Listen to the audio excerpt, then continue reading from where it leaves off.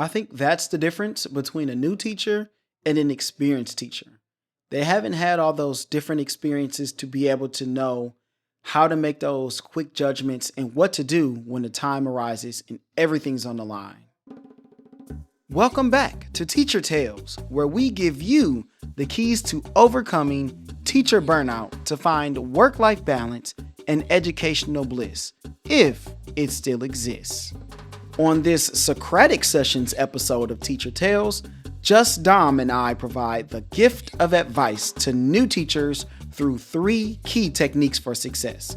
First, learn the art of fostering connections, enhancing both personal and professional growth.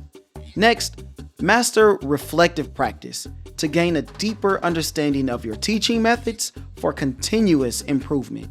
Finally, discover the secrets to efficient time management and boundary setting to avoid burnout, ensuring a sustainable and fulfilling teaching journey. So, classroom management. Yeah. That one's always so many people have different ideas of how classroom management should be, what a classroom should look like when you walk in. And I'm putting air quotes up there for y'all who can't see us. But what does your classroom look like when people walk in? So my classroom, and you've been in my classroom, but for everybody who doesn't know, is dark, not pitch black, right? I have lamps in every corner. The lights are on. Like, let's be honest, it's not what every admin wants to walk in and see, but I have two screens on. I said the other day we were out eating at a restaurant and I was like, this is kind of the lighting of my classroom. Like, it's bright enough to see. I'm being so serious. It's bright enough to see, but it's not so bright that you're going to get a headache. And that's as much for the kids as it is for me. Because I'm like, I'm going to be having a headache if I'm under these fluorescent lights all day, staring at my computer Right. all day. But like, I kept my lights that way when we did open house, and the parents were like, "This classroom is very, like, calming when you walk in here, like, Sure. I bet that the kids are calm," and I was like, "They are." Like, it brings everything kind of down, but when Mm. admin walks in there, that's not what they're expecting to see. They want the lights on. They want it to be, like, in your face, and for me, the lighting being down and the kids knowing that starts my kind of, like, classroom expectation, what you're gonna be expecting. I think a big part of classroom management is consistency. They get to know Mm. if those lights are on, I'm not there. And they've told me that. They're like, as soon as Right. we saw the lights were on, we knew you weren't here. Because they know consistently my lights will not be on, but it sets up what my classroom is going to look like compared to what your classroom is going to look like. Now, you do a lot more where they're speaking and they're upfront. So obviously you want your lights on because they're Hmm. going to be talking, Hmm. presenting, and stuff like that. But that's not what I'm doing. So it's different depending on the subject, depending on the teacher, depending how long you've been there. The older teachers, their idea of classroom management is everybody is in a straight row, facing forward. There is no speaking, that the lights are on, everybody's looking at the teacher, and that's fine. That works for them, but that doesn't work for me. Me neither. My classroom, when people walk in, depending on the day, you may have some people over here working on something. They may be sitting down discussing and have a laptop open, but you have other people, another group, up rehearsing their speeches or their project and how they're going to present it. You may have people out in the hallway rehearsing. That happens all the time where the project is something that they have to work through over, I want to say over a week or so. So there's going to be a couple days where they're at their desks and they're just talking to each other, working through a shared document. They're typing stuff out. And then there's going to be a part where they're practicing those same presentations that they put together. So they have to dialogue back and forth. They have to have their cameras, and there's always laptops out and open. And so they have to record. So you have maybe, I don't know, 10 or 12 different groups in pairs, and they're all out speaking. So they're talking about whatever the project is on. So when someone comes into my classroom or even on my hallway, if they see there's kids out and their laptops open, that means they're practicing. That means they are working on something. And then, obviously, on a speech day, the classroom is totally different. I know I move my classroom around. There can't be another person in that building that moves their seats and desks around more than I do because depending on what we're doing, it will look different. So I like to do what Oh, I looks like like that. stadium seating. I move all the tables, all the desks, like in the back, and like towards the like that back wall of my classroom.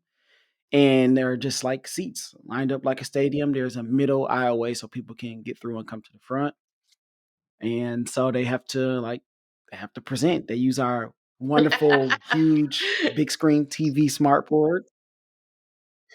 So they're going through their PowerPoint, or they're showing their posters. Sometimes I do posters. But depending on when someone comes into my classroom, it can look totally different. Could be people in pairs, could be people in groups. But the expectation for the kids when they walk in, um, they should know exactly what to do because of that consistency, like you said. So for me, what does your board look like? I know that's part of Yes. consistency. Do you have a So, board up? okay, but also when you were talking about the seating, you know that I use tables. I got rid of the desks. I like the kids to be interactive with each other. So, like we said, I was like those teachers who want all the Hmm. desks facing forward. That doesn't work for me. Like I mean, I teach history. Okay. So No. I feel like history is an active thing and it's something that can be discussed and needs to be discussed. And if we're all sitting forward staring at the teacher, that doesn't get to happen. But so for me, the main part of my board is has the week, like I call it week at a glance. So it has every day of the week listed for the two different Hmm. classes that I teach and tells them exactly what we're doing that week, if anything is due, what's due that week, what day it's due on. So it's split up, obviously, like Monday, Tuesday, Wednesday, and they can see everything. So when they come in on Friday, they can never be like, "What? We didn't know that this was happening on Friday." You knew last week, but also it was on the Mm, board all week. lies. You saw Friday was right there. And I told them that the first day of school, your entire week will be right here. You will always be able to see what you're doing all week. So when you say, "What are we doing tomorrow?" Guess what? You could see that. Like, and that works for me. Mhm. I have had mentor teachers in the past who did like a month that said, "I have my month planned out. Here's what the month is going to look like." I don't like doing that because I like to Wow. kind of feel it out because you might get behind on a Friday. And then I don't want to have to change my entire Mhm. calendar because I got behind on a Friday. So I feel like weeks a good amount of Right. time for me. My problem though with classroom management is when people come in and expect something to work in your class that worked in theirs. Or when they're like, "Oh, this teacher needs help with Mhm. classroom management. You should go tell them how you do that." Well, that's fake. Like, I can't Yeah. go over to a teacher in my hall and be like, "Let me show you what I do and you should be able to implement." Who does that? Like, I can't go and be like, "This is how I parent and you should parent that way too." It doesn't work. You're going to parent however you're going to parent. I'm going to do it how I'm going to do it. Mm. Same with teaching and how you control your classroom. That is my space, right? And I'm going to dictate how my space runs. Everybody has to find their own way. So we can give a teacher hints. We can say, Right. "Hey, this does work for me. You could try and modify that." But I can never go to another teacher and say, "This is what you should do. This is how to manage your classroom." Like your classroom, the changing season works. It wouldn't Yeah. work for So, mine but because that's not me. But it works for you. So I just don't think it's right. fair sometimes when we kind of put this on these new teachers. Like, here's something that worked for us, so you should have to do it too. I think the mandate is like where we go wrong. I think it is important for Yeah. us to share because like obviously if somebody's having issues and their classes are just totally unruly and there's chaos happening all the time, then clearly they need some help into like figuring out how to like keep things in order. So I think definitely like we should share and say what we do. But like you said, when the mandate comes, like this is how you have to do it, then I think that's when teachers start to feel like they're being pushed in a way that's not helpful. But it is important for us to kind of Yeah, figure out what sharing's works and what great. doesn't work. Like, I've gotten a couple of tools Um, from that, but I've had to try it out myself and be like, will this work in my environment? I mhm. mean, you know that there's teachers in that school who cannot control their classrooms, and it's becomes a Right. stress on Yeah. everybody. And it's like, there's so many different things that we've tried to do and like observe other classrooms, look at how other people do this and whatever. But if you can't implement any of that and it doesn't work for your classroom, and at this point, I'm sorry if at the time of this recording, right, we're in November, it's hard to start all over and be like, these are the rules of this classroom. If you didn't get it, if you didn't start it off that way in August, it's really hard to make a transition. Like, we're talking about maybe January is the best time to try and put in new procedures and protocols because you're starting all kind of fresh, Mhm. right? Like, okay, here's where we start.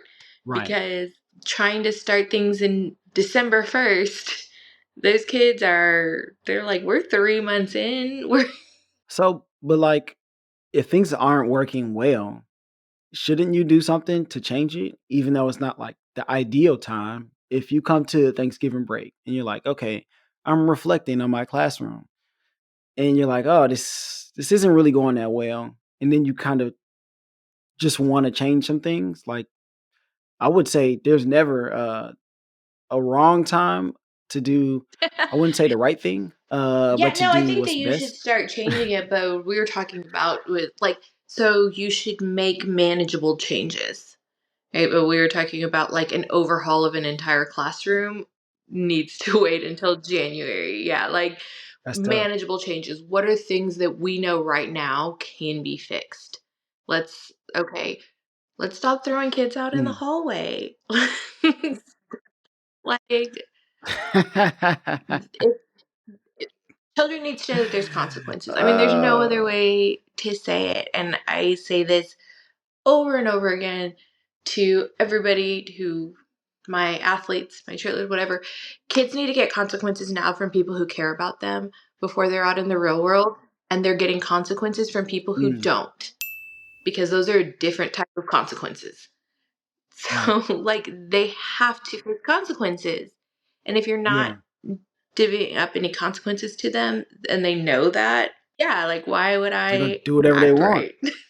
So part of classroom management is the kinds of lessons that you give. And so that's going to push us into the second thing that was a part of the story, which is lesson planning. So I know for me, like creating those engaging lessons is something that takes time, but it is helpful to piggybacking on the last thing we talked about. It is helpful for classroom management when you have lessons that kids will buy into. Now, the thing that I hear all the time that gets on my nerves is, "Oh, like, why aren't we learning things that we can use in the real world?" And that kind of thing. I go, "Guys, you know what? Paying bills sucks and is boring. Trust me. Like, I can teach you how to pay bills in one day.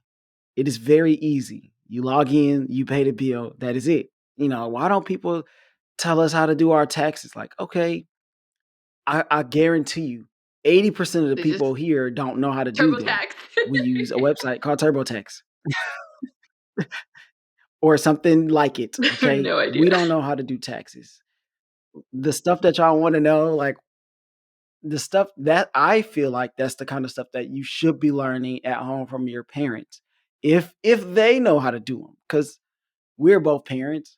We use TurboTax, we don't do our own taxes, okay? So, there's always, like, this balance of trying to create these engaging lessons and real world stuff, and then just kinda telling kids, like, "Okay, this real world stuff that y'all wanna know about, it sucks too. You wouldn't No, wanna learn it." I don't wanna So learn it. Exactly. Talk about buying a house, like, it's awful. There's, like, 1,000 pages of paperwork, stuff You're that just you gonna don't be even signing your understand, like, paper a you lot. sign some stuff, you give over the money, Like, that do is y'all it. wanna know how when your paycheck hits the bank, you just start seeing it, like, dwindle down because bill after bill that you have auto drafted comes out, and then you're really sad looking at your bank account? Like, I'll tell y'all all about how it goes. Right, that yeah, it stinks, trust me. So, engage in lessons. How did you figure it Um, out? so I've told you this before, but, I went to school to be a teacher, and we were taught, like, writing lesson plans, and we were made to write a 30-page lesson plan, and they were like, this is one day, this is what you're going to be doing every day, you're going to have lesson plans for like this for every day. That's not lesson planning. And even if I wrote a 30-page lesson plan, I could walk in the class and it could change. The thing that I find too that's like frustrating about lesson plans is that I might write a lesson plan that I think is like amazing, and it does not hit first period. And I'm like, "Oh my god, I have to change this because the kids Mhm, were bored out of their mind." I mean, because I teach history, like, and so something that I think is really exciting, and I'm like, "Oh, they're gonna love this. We're gonna really delve in." They're like, "Seriously? This is mm, stupid." And so then I have to decide between first and second period. Do I want to stick to what I decided was going to be the most amazing lesson of my life and maybe second period mhm, will like it? Or can I kind of hit a change with it and try and find something that's going to engage second period? mhm, Because I don't know how many times I can fail in the day and still feel good about myself. One that just kind of stuck out to me, and this was so random, was I always do my 9/11 lesson on 9/11, and I tell the kids about my story mhm, and how I knew where I was and all of this stuff. And then watched we watch a documentary with me like stopping it because it's basically like the news stories that we were watching back in our day, right? Because I was in the 8th grade and I saw it, mhm, and I talked about it with them, and I was like, this is what I'm watching as a 14-year-old kid, and this is happening live, and we were going through it, and I was like, I remember that day, and we had this whole conversation, and Miss came up to me and she was like, thank you so much for showing my child that documentary that you did and for talking about it. She came home and she asked me my story, and she asked if I knew more, and I wanted to, she wanted to talk to me about it, and she said she didn't ever realize how like much it affected people because to them that seems so long ago. But mhm. it was, history, and like her mom saying that to me, I was like, "Oh my god, like when you reach a kid even, like obviously you want to reach all the kids, but enough for a mother to say like this made a huge difference."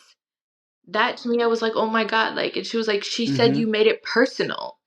And I was like, "Okay, like they understand, like human emotion." So I kind of try and play on that when we're talking about historical events. Like, let's not focus on the entire event. Let's focus on a person who was experiencing the event and how they saw it and what their feelings were, because that is more real to them than the whole Mm. nation is going through a depression. Okay, let's talk about one person in the depression. That could be your mother. Right. That could be, and how does that look? And so then, like, playing it out like that, I feel like that has made a This is difference in good. them understanding like major events. That's great when you get that feedback from a parent that goes, "Oh, man, this was good. My kid came home talking about this." Whatever it is, you go, "Wow, finally, Yeah. I'm appreciated, at least for a day."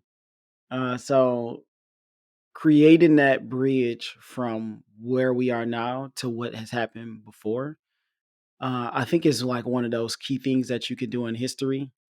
And I think history is one of those subjects that is maybe easier to do that with. A lot of kids they're like, "Oh, history, like that stuff is Yeah. old, like nobody cares." It's like, no, like you have to know this stuff so that we don't make the same mistakes that the people did before. Because if we don't know, then we're gonna do the same exact things, and sometimes we still do the same stuff anyway. So, like, I think history is probably a hard subject to teach because of that reasoning for kids. This whole, like, I don't need to know that thing, it gets on my nerves. Yeah, Like, you don't even exactly. know what you need to know yet. You're freaking a teenager. Like, Yeah, shut it. they Stop it. they don't know what they So, need to know. I didn't necessarily know I was gonna be a high school teacher, but, here I am, and now I'm drawing all of these drawing on all these different experiences that I've had over the years, and they're really helpful for me making lesson plans, for me creating lessons that are engaging, interviews, looking for a job, being able to create a resume, speaking in front of people, communication skills. All of that stuff is part of my teaks and what I have to teach. So for me, it's like super easy to take what I've done in my life and then tell them how, like, these skills that I had to learn or the skills that I'm trying to teach them, how they apply directly. Um, you also talked about it feels good when, parents, they tell you that these kids, that their child specifically, personally, enjoyed what you taught them and how you taught it. And so that emotional side is another thing that Tegan had to deal with in the story. Have you ever had a time where you're like crying at the end of the Um, day? yeah, I think I'm gonna be completely honest. I feel like if any teacher in their teaching time has said, I have never once gotten overly emotional or frustrated or whatever, they're either lying or they are Yeah. not invested in Lying. the profession.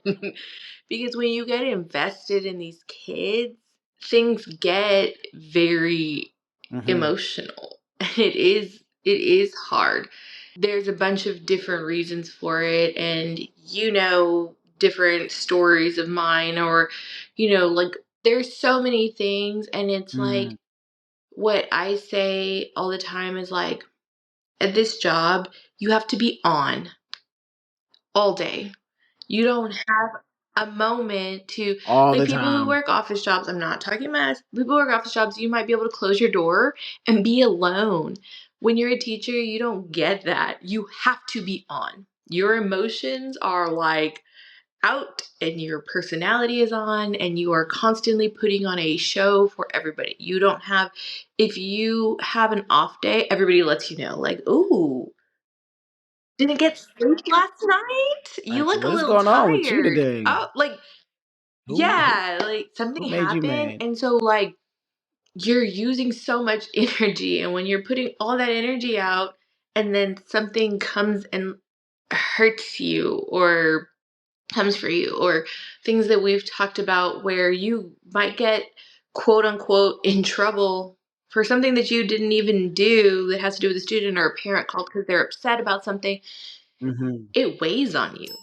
And you're so tired Yeah. because you're like, I have been putting 110% all day every day, and then something comes and it throws, you have this huge backpack of weight on that you're carrying around of all the responsibilities you have to do, and it throws like 10 more bricks on it and you break down. Like, there's no better way to say it than you break down. You're Yeah. like, what am I doing? Like, you doubt yourself. So, what's one thing that makes you break down, like, where you it gets under your skin? For me, I mean, you know that I am also a cheerleading coach. So for me, a lot of the things have to do with the cheerleaders. And I've had parents come for me when it comes to cheerleading stuff. And that's understandable because cheerleading is one of those sports, right? And a lot of that I can deal with. But what I can't is when one of my cheerleaders is emotionally, like, hurting or going through something, because they go through a lot. They're normal kids. All of these kids are going through something. And this is like a whole other one that it's just an Mhm. easy one for me to vote on because there's a couple of things that makes me break down. But when I see them hurting, I'm like, "Oh my god, it hurts me." And then that's really hard. So that's one that I Mhm. always will break down about because I care about them so much. And I think that people don't get that like the amount of care that teachers or coaches actually have for their students or athletes. They're like, you don't even care because you didn't put a Mhm. grade in on time. Like maybe I didn't put a grade on time because I have been focusing so much on the students themselves that the grades were kind of a back burner. And we're teachers, I get it. It shouldn't be a back burner, but sometimes it is. It's a lot, and we deal with 120, 180 of them. So Right. it only makes sense that you're so exhausted. So when you have, like, these emotional times, what do you do? Like, how do you get some support or um, feedback? Usually I lock myself in my closed classroom where it's dark and take a breather, right? Because I need that moment to myself to have that breather. And then, lucky for me, I have good friends at my school who are in the profession who I can go vent to. And sometimes I'll be like, I know that this rant might Mhm. not make sense right now, but just let me get it out. Like, sometimes you just have to get it out, the Right. emotion. And then there's been multiple times where a day later I will go back and be like, I realized I was overly emotional yesterday, but it had just weighed on me so much. And lucky for me, my friends, yourself included, have said like, "Oh, I wasn't judging you on that. It's fine." Cuz you know that I just have to get it out. And sometimes you have to because if you Mhm. hold it in, you're going to start building on this like anger deep in your soul. Yeah. Yes, for That's lack where of it a feels better like way it's to say coming it, it from. feels like it is burrowing in you. So like you have to get it out. You have to say what you need to say. Like, and you have to have a base, a support group of people.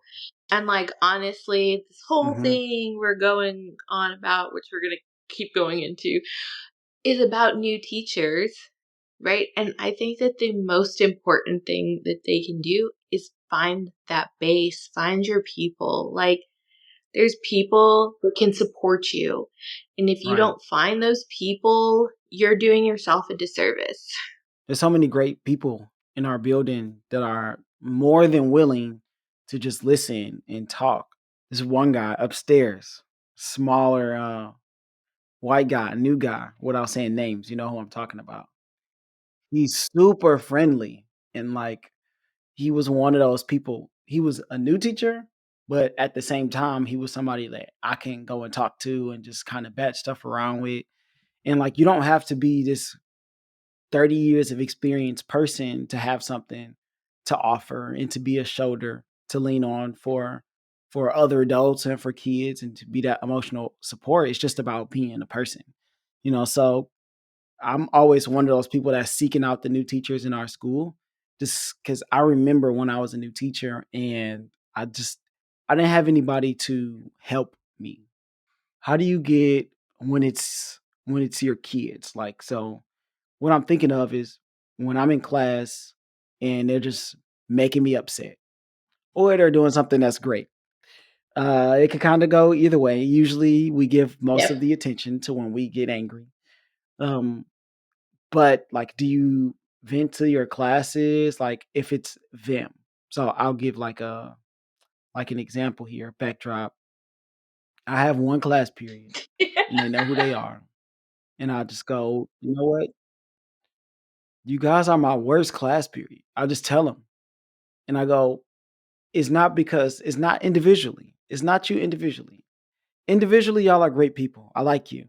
But when you get together with your buddies and y'all all come to this class, I don't know what happens to y'all. And so they've been carrying that all school year. But at the same time, when they're doing something great or they don't suck that day, I'll go, man, you know what? Today, y'all are not my least favorite class. Y'all was good today. I just want to give y'all the props. So like having that balance and when they get on my nerves, I'll stop a whole lesson. I'm like, did I miss something? Was there a memo? Was there a message sent out that I did not get? Like, let's go through this step by step. Do y'all get this? Yes. Do y'all get this? Yes. Do y'all get this? Yes. So what the heck is going on here? Like, do you have those moments in your class where you have to Crazy? talk to them Yes. like that? Um, I tell my classes all the time, I'm like, y'all are specifically again because I teach dual credit too. I'm like, y'all are taking a college course, and I'm not gonna lie to you. I'm always gonna be 100% honest with you. So when something goes wild, I'm like, oh, so this is what we're doing today. Oh, okay. It's adorable that y'all want to do, whatever. And so specifically, like, I had an issue. They had a paper due, and I had already talked to them about this was one specific class. I'd already talked to them about plagiarism, and they had a handwritten paper due. Well, I think they thought because and they had to Mm. do it in class. I think they thought because it was handwritten that I wouldn't realize if two papers looked identical, right? And the way that I read, when something kind of sticks out to me, like I'm like, wait, these sounded exactly alike. So they were like 10 What was papers that? apart. They had turned them in, separately. And I went and I looked at them and I was like, oh. So I was like, okay, guys, we're just a little bit of housekeeping, just as a reminder. And then I went back over the plagiarism and I was like, so you will get a 0. If this happens again, let me remind you, I have no problem kicking you out of this class. And what does that look like? It looks like you taking this entire semester over again. Looks like you having a 0 and you being the weird kid your senior year who had to go back to US history. It looks like you having on your permanent documentation when you go to college that you were kicked out of a class for academic dishonesty. So all those little fancy colleges y'all are applying to aren't even going to look at you. But if that's what you want, you know what? Go ahead and make this stupid mistake again. Would you like me to say names? And everybody just like bright-eyed, and they're like, "No," and I was like, "I'm just saying, right? This is what we're doing if y'all think I'm stupid." Right. There's always like that line that you have to tell, like, okay, when am I calling out the whole class? And then when am I, maybe pulling people aside? Like there's always like these different things that you have to It's like, like and we make these snap decisions judgments. You like have to make quickly these in our heads, decisions. like boom, boom, boom. Yeah. I think that's the difference between a new teacher and an experienced teacher. Like they haven't had the experience to know what and how to make those quick judgments and then do it, the best way. Cause the only way you learn is having to do it and then sometimes failing. Um, Thankfully, I've never gotten into like trouble or I had to get like a write up or anything like that. But sometimes you handle a situation wrong. And I know one time there was a kid that had to get put in ISS because the kid was definitely wrong, but I overreacted to what happened. As the adults, like we are supposed to be the responsible ones. If they overreact and get over emotional, they are the children. We should be able to handle it more than they can. We have to be the de-escalators. We just have to be. As hard as it is sometimes where you just want to go there with a kid like, "Oh, okay, we're going to The do key this. Okay, word let's go. Let's do it." is But we de-escalators because I've but seen we can't. plenty of teachers escalate situations where I'm like, if you would have Mm, just we brought it down, we could all like be moving on. yeah. But now there's a scene and kids Yep, are like it no like yes, we're the adult in the situation. Like, I'm not gonna fight with a child. I don't fight with my own children. I'm not gonna fight with a child. Like, I always just am like, okay, let's bring this down because this is what we're not gonna do. exactly. And so I actually went to the kid. They got put in ISS cuz the kid was wrong. But I went to the kid the next day and I apologized to the kid because I felt like the way that I handled the situation was wrong. So I think sometimes that's important because at the end bridges the gap. It builds a bridge, with a Yeah. kid that probably doesn't listen to many people, and Being able now to maybe admit they'll that you listen to made a you. mistake, because I've had kids that are like, teachers never say that they're wrong. And I'm like, but sometimes we're wrong. Like, we're Right. human. And to expect us to be perfect, like, and I think that some teachers carry themselves that way as if like they could never make a mistake. And then the kids are like, it it creates that wall. Like you're saying, okay, this bridges a gap. It really does when they're like, oh, you're being honest. Like made, you're saying you made a mistake. Like if it's something crazy, it's like, yeah, I made a mistake. Like, yeah. Like, yep, guys, that one's on me. My bad. I have to say that multiple times. I'm like, oh my goodness, this one was me. This one was definitely me. Okay, last thing to help new teachers. Last thing on our list is time management. Is that even almost like is that even real? We're just trying to figure out what's the most important thing that I have to do. Let me I mean, do it and then just keep going down the yes, list. There's there's always always stuff to stuff to do as a do. teacher. I think that the most important thing about time management is like, okay, let's be honest, you're not going to be managing any time during the day. You're just doing everything. To me, when we talk about time management, I'm thinking about like grading and doing all of that stuff. And like, Mhm. especially new teachers or even teachers who have families and stuff, like you just have to set boundaries and limits. And so like when I was a new teacher, I was like, okay, I'm going to stay 45 minutes after the bell. So, we stayed contract time, and then I was like, I'll stay like 45 minutes. I was like, I'm not going to do anything else Right. but get as much grading done in that time as I can. So that way I can go home, but I don't want to take stuff home. But the rest of it, there's no way to be able to schedule all of the things that we're expected to do in one day.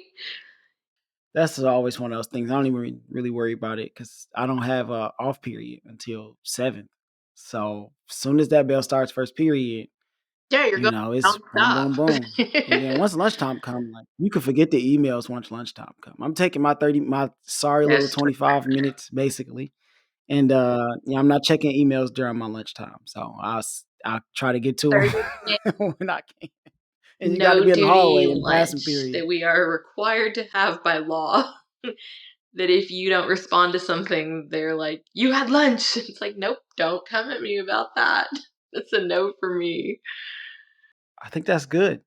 Setting boundaries, prioritization, time management, just whatever's most important, just do that and then do the next most important Literally, thing like, next. make yourself a list. I make myself to-do lists, and if I don't get to the bottom 5, it is what it is because I got to the top 5, like I hope you all enjoyed that conversation between me and Just Dom. It's always a pleasure having her on as we provide the keys to unlocking the teacher life you desire. Before we get out of here, remember, being a new teacher can be challenging and overwhelming, but you're not alone. Foster the relationships that will help you through the difficult times. Also, take time to reflect on the impact you're having on the people around you. It'll help during the tough times as well. As always, thank you for listening. Keep teaching, keep learning, and I will see you all on the next journey.